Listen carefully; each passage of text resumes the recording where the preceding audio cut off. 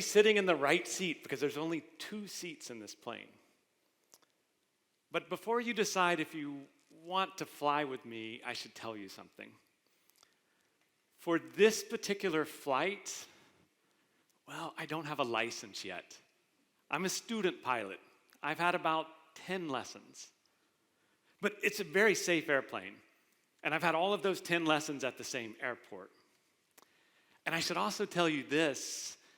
Well, this is one of my first solo flights. So this will be the first time that instead of an instructor being beside me, it's going to be you.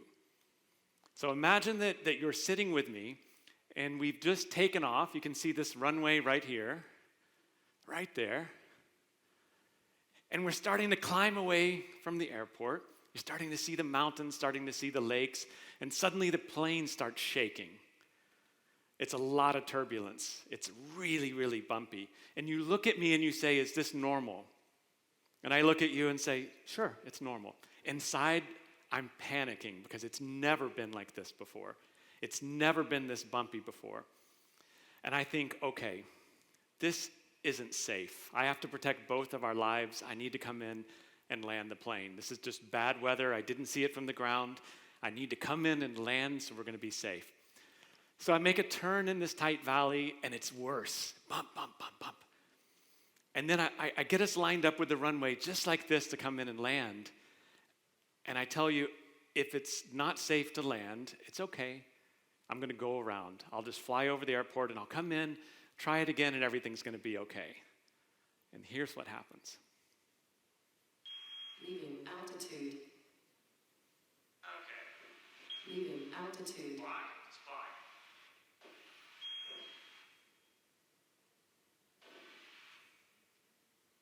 Okay, we're going to go around. All right, that didn't work. We're going to go try it again.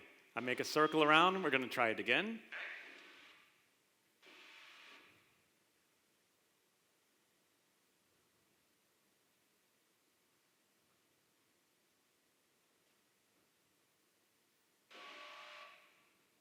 Approaching altitude. Altitude. We're going around again. The second try doesn't work.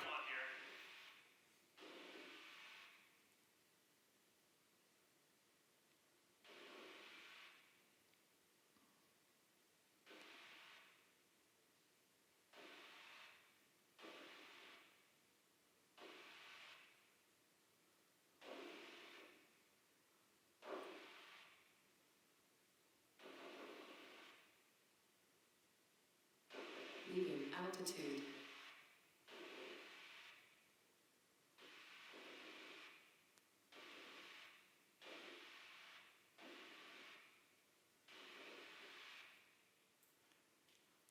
And we went around again. We have a problem. We're not able to land right now. And this really happened. This really happened on a solo flight. And this is a big problem because it's just too dangerous. This is when you're supposed to be calm in a little airplane. Everything is supposed to be stable. And for a beginner pilot that doesn't even have a license, this is pretty dangerous. So what we're going to do is we're going to fly over the runway, and we're going to go out near that mountain where there's a bunch of farmers' fields, and we're just going to make circles. We're going to go into a holding pattern, and we're just going to breathe and try to figure out what's going to happen next. And we're going to come back to this. So my profession is a coach. I'm a professional coach. I've spent the last 13 years supporting people going through challenges in their lives, working through adversities. Sometimes this is in addiction treatment. Sometimes this is facing burnout. Sometimes it's creating things, businesses or writing books. Sometimes it's working through heartache and working through loss. I wake up and I go to sleep living in the lives of others, creating support for them, and this has so much to do with growth, change, and embracing adversity. I used to be an ultra-endurance athlete, so I ran ultra marathons, did mountaineering expeditions. The longest I ever ran was 37 hours without a stop. So I had this world of extreme sports that I came from. I was actually doing this to offset extreme work. When I had a corporate career, I was in an extreme work mode, so I just tried to find another challenge to create balance. And I learned a lot in that journey. I got fascinated with the topic of flow, being in the zone, flow state performance. I wrote some books on the topic. I've been passionate about music since I was a kid. This is in Malawi, playing drums. I pull music and lessons from music often into my coaching. I do a lot of team work, team development, and team building. And I got into the world of mental toughness transformation camps. So I spent about 5 years working, not with militaries, but with special forces style mental toughness training, leading regular people through this training so they could take tools from that and use in their life. And I've studied yoga for about 30 years. I've been a yoga teacher for a long time. I'm fascinated by that world as well. So I pull all of these elements into my coaching and how I show up to serve people. Today we're going to be talking about growth. And as a coach, this is the role I'm in today, I want to spark some thoughts or challenge your thinking on some topics. So first question I have for you is, when do we stop believing in growth? As a child, we're living in growth mode, but at some point, 20s, 30s, 40s, do we stop believing for ourselves in growth? And when does that happen? Or maybe a better question is, when do we start putting things up in the way that blocks our own growth? When do we get in our own way? And if we are blocking our growth, how do we start believing in growth again and creating that environment so we can grow and transform? Ultimately, how can we cultivate abundance, growth, and fulfillment in our lives? These are the topics we're going to be exploring. And that brings me to you. So I would love to sit down and have a conversation with each of you. Then I could understand maybe what you were looking for, where you could use some support. That helps how I like to operate. But we don't have time for that. So I'm going to imagine that each of you has some challenge, something you're facing, personal, business, the intersection of the two, where you could use some support or a sounding board or a sparring partner. This is what I'm imagining in my mind as I have this conversation with you. And what I would ask of you if we were in a coaching conversation is to put your mind in insight mining mode, where you're searching for insights. Now, maybe I share an insight that you like and you want to grab it and apply it to your own life. Maybe you disagree with it, but it sparks a thought in your mind and you land on something that you agree with. Or maybe it just sparks 3 things down the line and you think, I can use this other idea that has nothing to do with what Jeff said, but I can use it to help. That's the mode I would love for you to be in as you listen to the rest of this talk. Growth, it can be scary. It can be unsettling. This moment in the plane scared me so much, and it was one of the biggest growth moments in my aviation passion. And I went on to get a license, and I've done lots of flying since this moment, but this moment scared me, and it taught me a lot. Often in growth, we have, in these growth situations, when they arrive, we have this flight or fight or freeze reaction. The scary thing happens. Do we freeze and do nothing? Do we run away? Do we fight our way through it? I'm going to offer you 4 coaching insights this morning. The first one is when discomfort and change arrives, when it shows up, it's the wind, it's a changing environment, it's the situation you didn't expect. Observe that discomfort as a sign that you're entering the growth zone.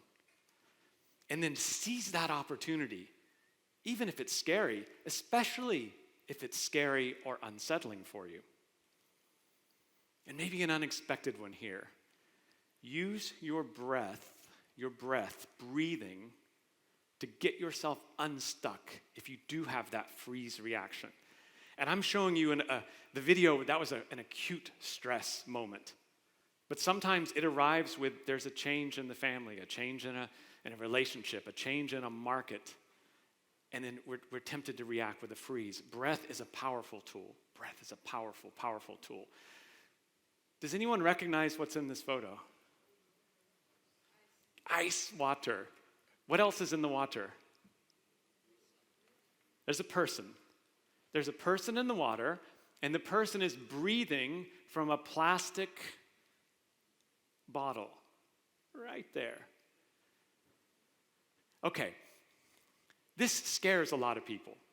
So when I used to teach at these military-style mental toughness camps, we would get professional athletes, Olympic athletes, successful CEOs, men and women, but they were very fit people in general.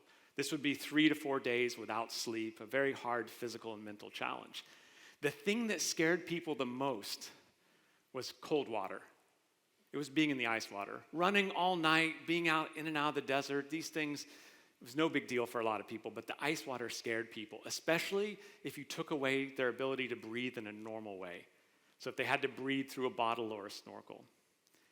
The tool we would use for teaching people how to deal with this was simple. It was breathing. It was breathing to create calmness, breathing to step into fear. Now, we were teaching people how to succeed in cold water, but that's the exact same tool they would use with whatever stressful situation appeared in their life later. Now, one thing is to know how to use a tool like this. The other is to have just a baseline practice of breathing and using breathing as a relaxation tool, a tool for stepping into fear. It doesn't have to be complicated yoga-style breathing with the nose, and it can be, but it doesn't have to be. So I encourage you to use a breath practice where you're just breathing maybe 5 times in and out through the nose. When you exhale, full exhale all the way out, shoulders are relaxed. You can hold the breath a little bit when you do that after the inhale. Something simple like that, if you're doing it every day, gives you a foundation that you can tap into when the real stress arrives, and you need to use that. I feel like it's a public service announcement to keep reminding everyone to breathe, because when we get tense, we forget something so simple, and it's a very powerful tool.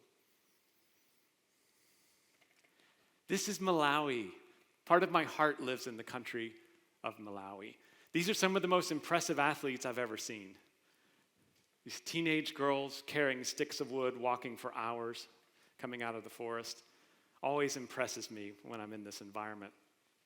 I've worked for over a decade doing volunteer work in Malawi, all around permaculture gardening. So the organization I work for, we go in and do train the trainer to teach people how to make gardens next to their home to feed themselves. That's it. No corruption, nothing complicated, not giving away complicated things, and it's been a super successful project. On one of the visits, I was out working in the field, and I'm always out in the villages. We're talking to people, building relationships. We don't work through the government. We're working the project is called face-to-face, so we're working face-to-face in the villages. And I was doing some video recording. I would always make videos to bring it back to find donors to support the project. And we got a request from a government official to come visit someone and present what we were doing. And we thought, well, we're really busy, and we usually don't work through the government, but we'll do this. So quickly, we're trying to get ready for this. I'm editing in the back of the car a video so we can show.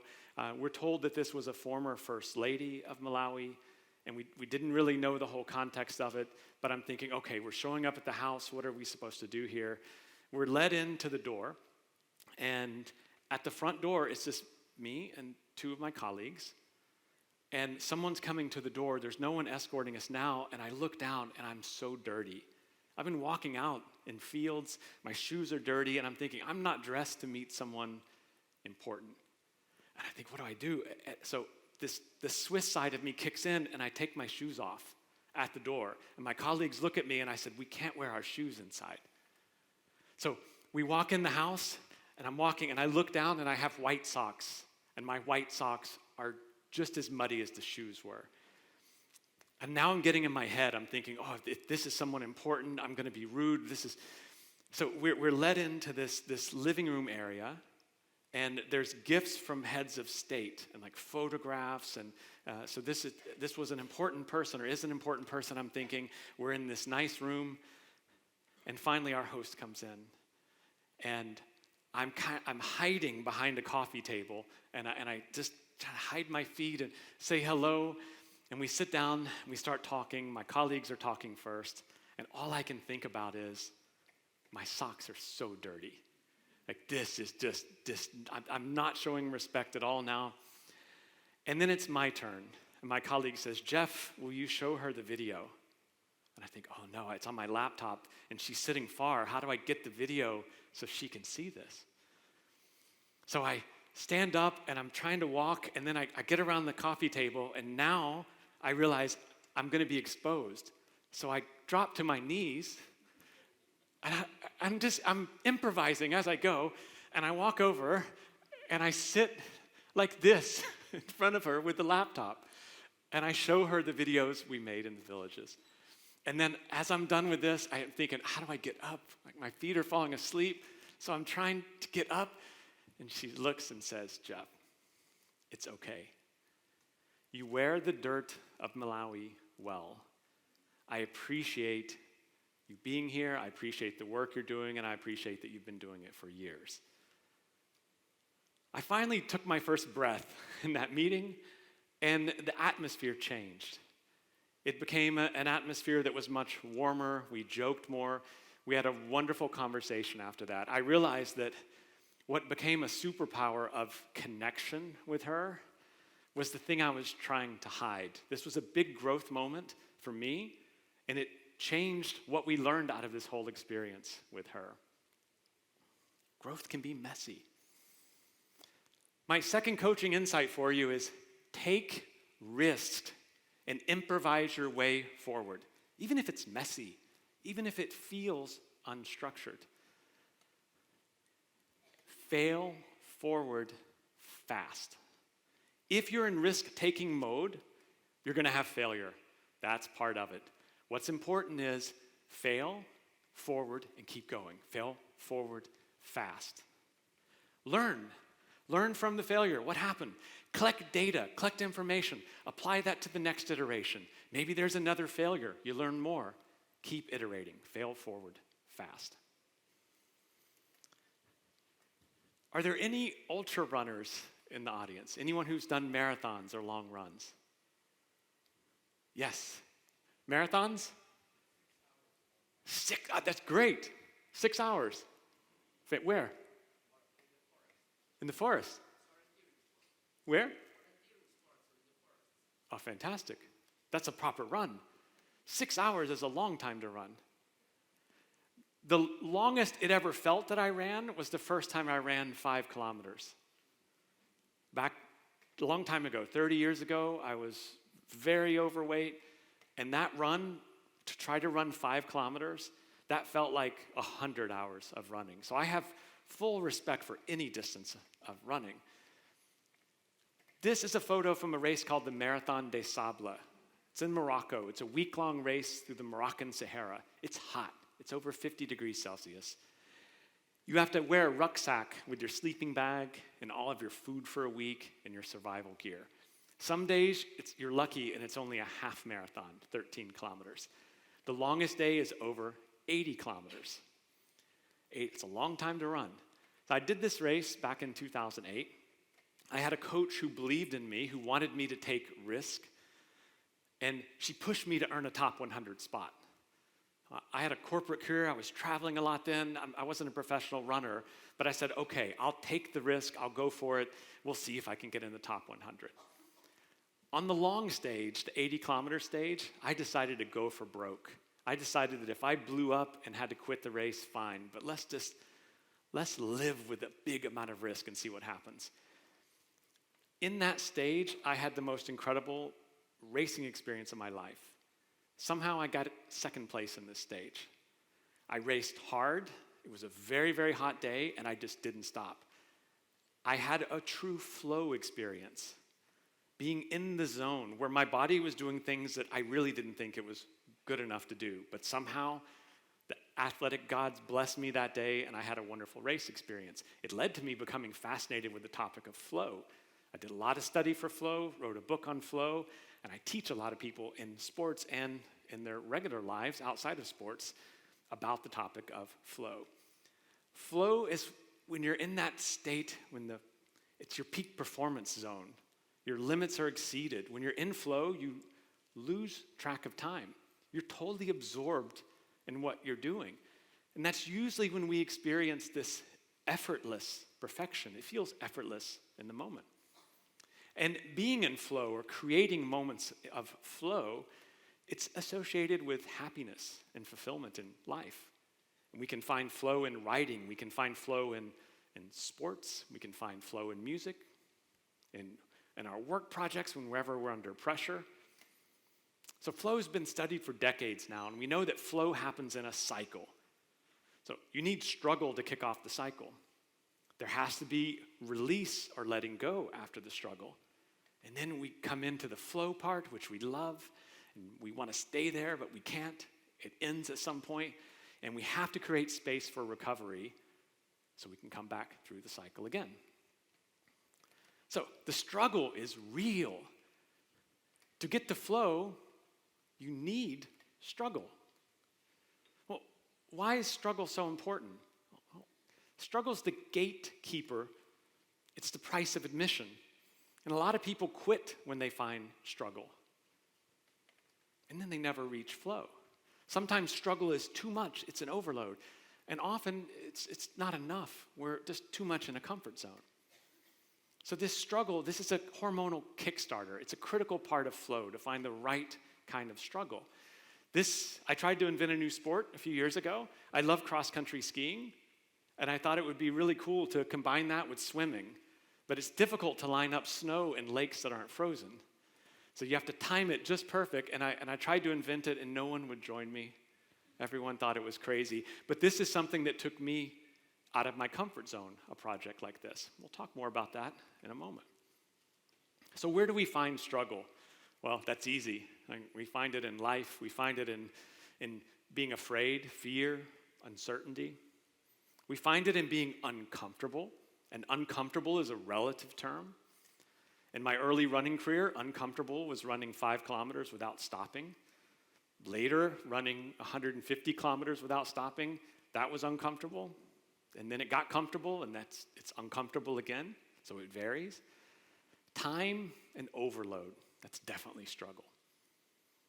But if you want to have flow, you need to become an expert at identifying that struggle is there as an opportunity for you.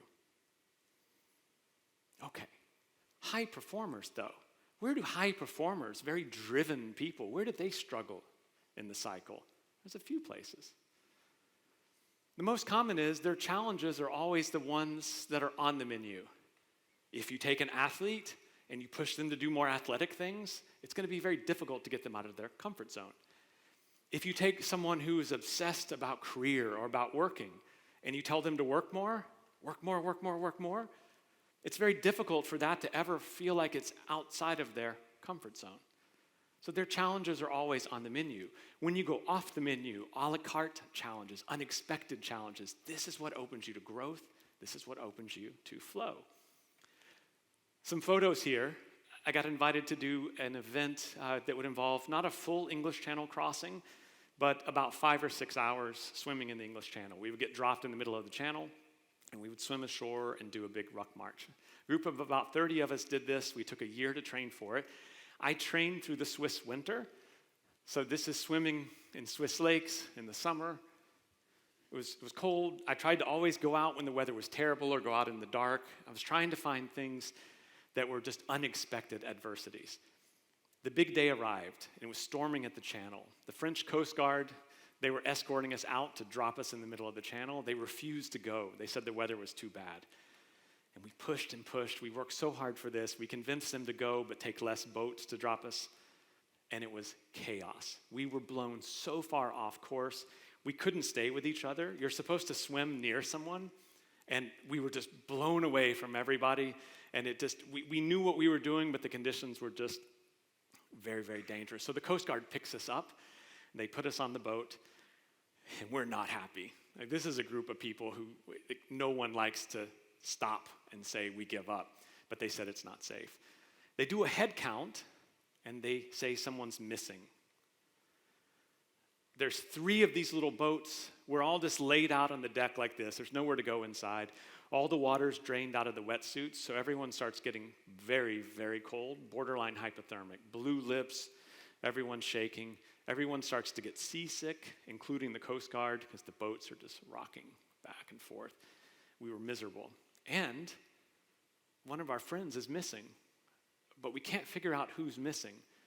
There's a massive language barrier. We spoke lots of languages, but unfortunately no one spoke French, so we couldn't communicate very well in the chaos of everything with the Coast Guard.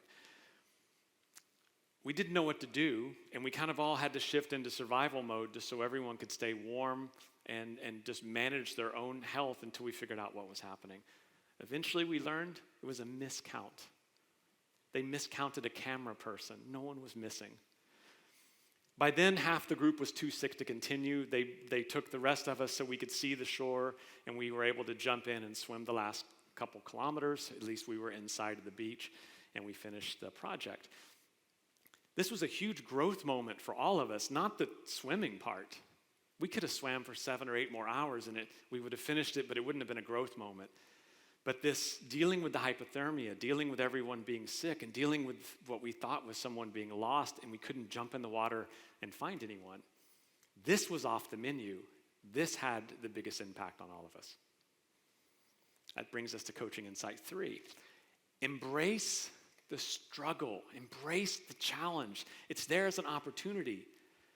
If you can start to see challenges, especially the ones that startle you, that unsettle you, as opportunities for growth, that's what brings out the best in you. And I encourage you to get comfortable in different ways regularly, ways that are off the menu. So if you've got your things, like, oh, I love working out, I love running, I love CrossFit, I love whatever that thing is that lights you up, and that is your discomfort zone, maybe think about some other one somewhere else. Maybe it's breathing, it's yoga, it's writing. Maybe it's sharing something where you feel vulnerable or singing.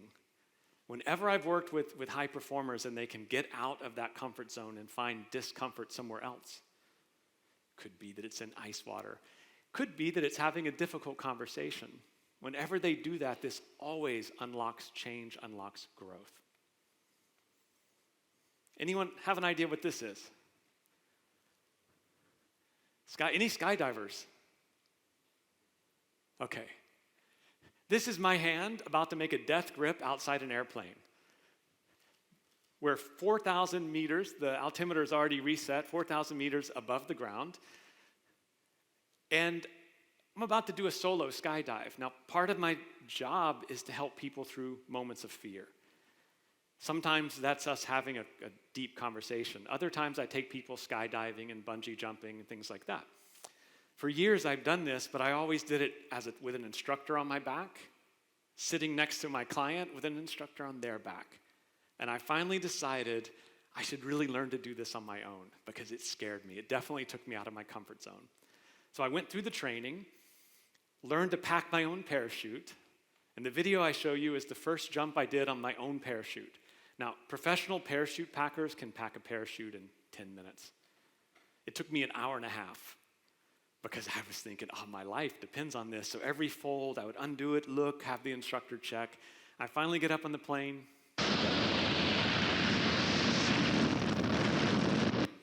I look, and I don't want to let go. It's crazy to stand outside an airplane, look over the propeller, look over the wing, and I'm holding on and I'm thinking, there's no time built in. It's kind of military, tuck, tuck, every 5 seconds you gotta go. I'm super scared. But growth requires letting go. And often the fear we have of letting go, it's about letting go of a perception of how we think things should be.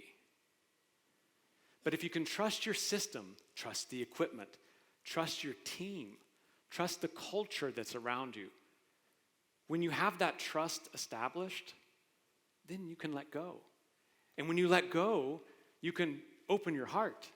You can ask for what you really want. You can show up like you really want to show up. but it takes letting go. So I let go.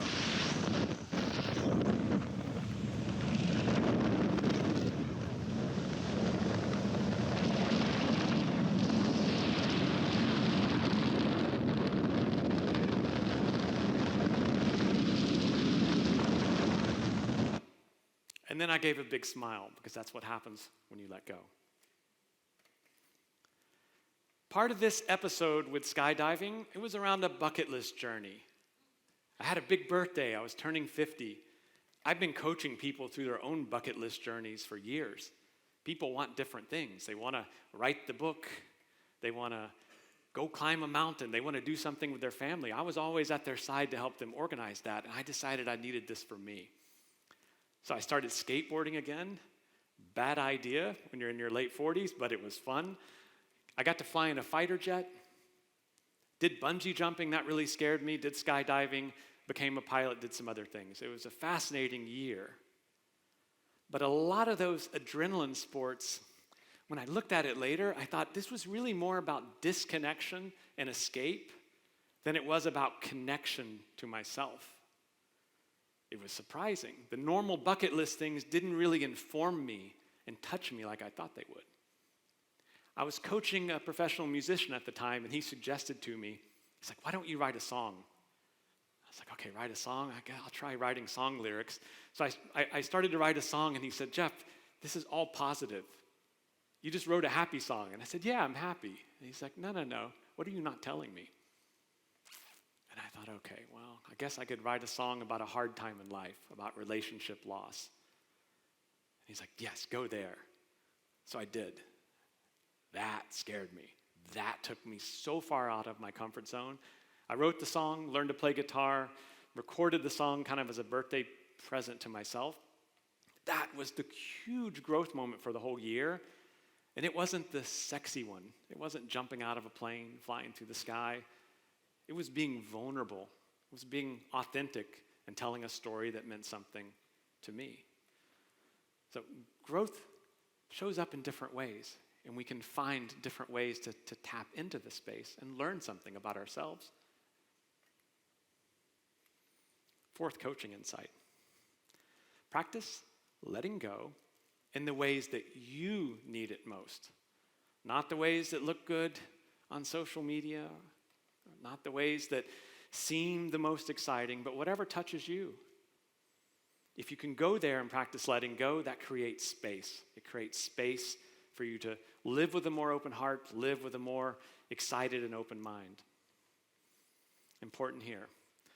Foster a culture around you that supports risk-taking, being listened to, this is tricky, being listened to, and then taking bold action. Quick recap here, the 4 growth insights. We look for something unsettling as an opportunity and use your breath to step through that. Dynamic messiness, this is a good thing. Static messiness, like messy, it's always messy. It's hard to find growth out of that. But when it's dynamically messy, there's a growth opportunity there. Iterate, fail forward fast. Struggle leads to flow. Flow leads to growth. So embrace the challenges. And letting go, well, this creates space. And that leads to growth. So practice letting go. So if we look at growth as a beautiful garden, we've cultivated this beautiful garden, flowers and vegetables, then what can get in the way of that garden thriving? What are the weeds that get in the way of growth, or the animals that come in and take this beautiful growth away from us? We've got 4. I'll briefly touch on these. Overload, ego, a scarcity mindset, and what I call the solo crusader. I'll share a couple thoughts on how to address each of these. So overload. I imagine all of you could experience overload at some point. It's too much. Maybe too many meetings, too many emails, too much on your mind. This happens. It's a common thing that happens, but it's hard to deal with sometimes.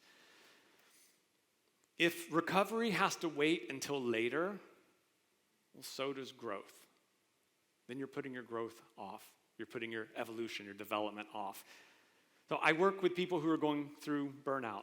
And if I can take them somewhere beautiful like this, a beautiful lake or in the mountains, that's great. If we can spend a couple days there, usually everything comes down. But that's not practical to do every single time we feel overloaded. So I encourage you to look for micro recovery opportunities. I share a photo here doing yoga in an airport. Instead of sitting in the lounge or shopping, taking a moment to do yoga. Even just sitting and breathing. Those micro moments, walking in nature for 10 minutes in between calls. This is a very good investment in your recovery, which is a very good investment in your growth. Ego. Now, I encourage what I call active humility, not selective humility. I'll give you a personal example. I'm very good at finding coaching that comes from different directions for myself. Aviation coaching or music coaching. I love having coaches and support. But I don't like talking to someone who does exactly what I do. Like my natural tendency is to not seek a transformation coach or a health and fitness coach. But the best moments of transformation I've had in my life is when I've gone to that place that makes me the most uncomfortable. And just because we're an expert at doing something and we help other people doesn't mean we're good at it for ourselves.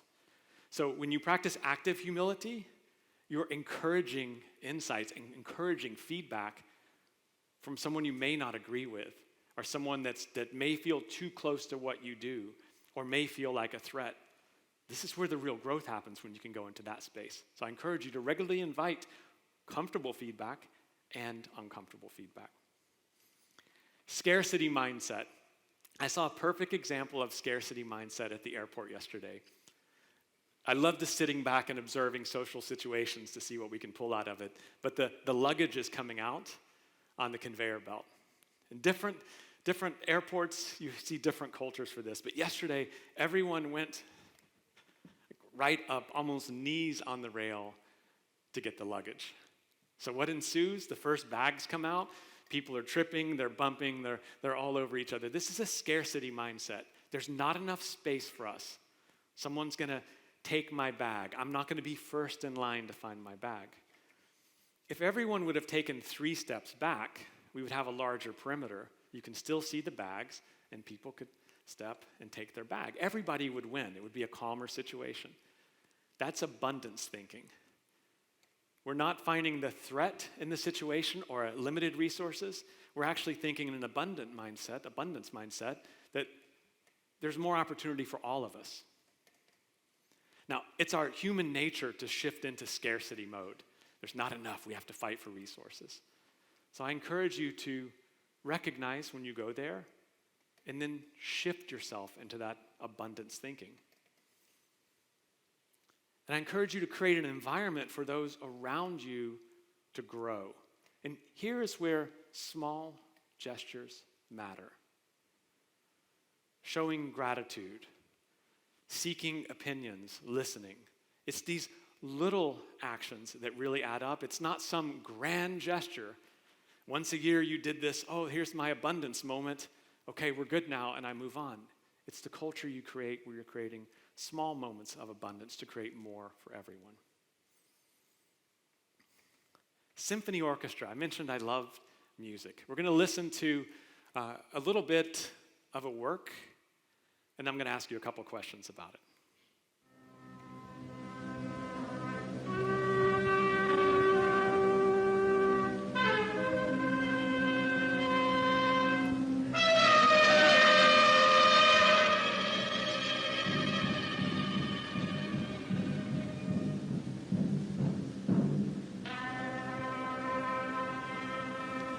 Is this a little unsettling? Is it a little bit unstructured?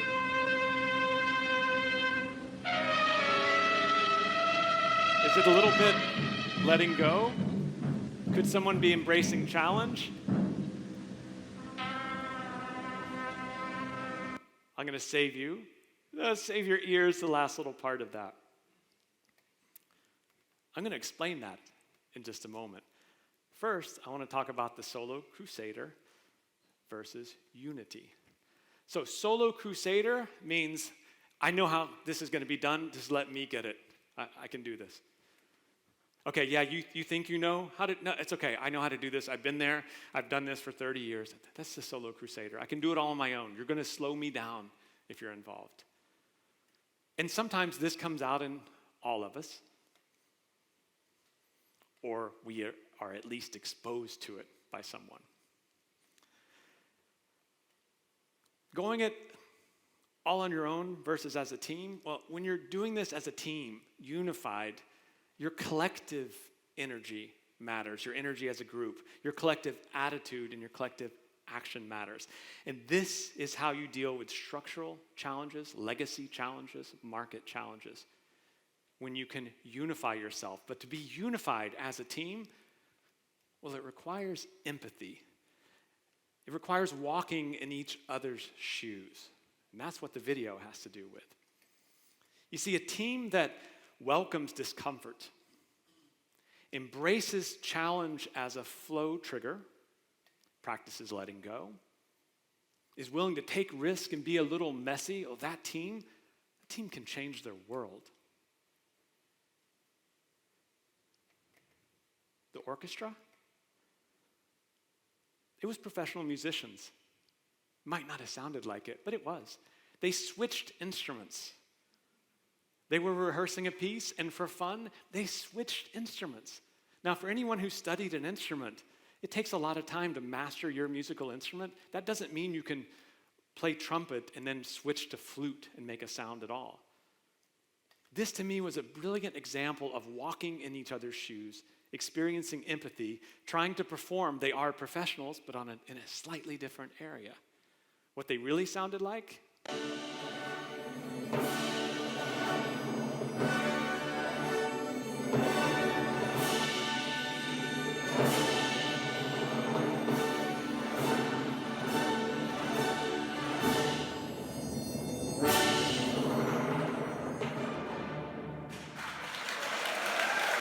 So I had to leave that sound with you instead of the first one. But it's a really nice feeling to know what it sounds like when they're all back within their performance zone, but working together as a team. Now, I didn't forget something. We remember at the beginning we took the flight and we couldn't land. So then we were circling in the airplane. So you've been very patient with me as we've flown in a circle for about 45 minutes now, and it's time to come in and land. So we've been breathing those deep breaths I told you about. We've been figuring out what to do. And you know what? One thing we figured out is we have to try to land a different way. Going back in that valley where the crazy surprise wind shear has come in, it's not working. So we're going to land on the opposite runway. It's not allowed to do that unless it's an emergency. And right now we've decided it's an emergency. We're going to break the rules and we're going to come in and land.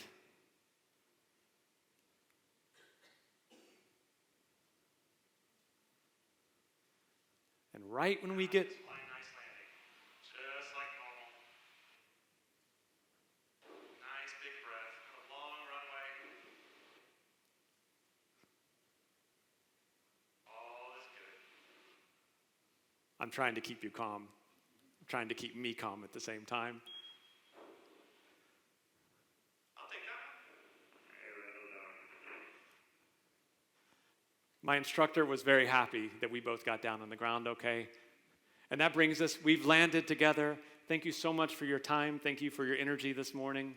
I wish you the very best.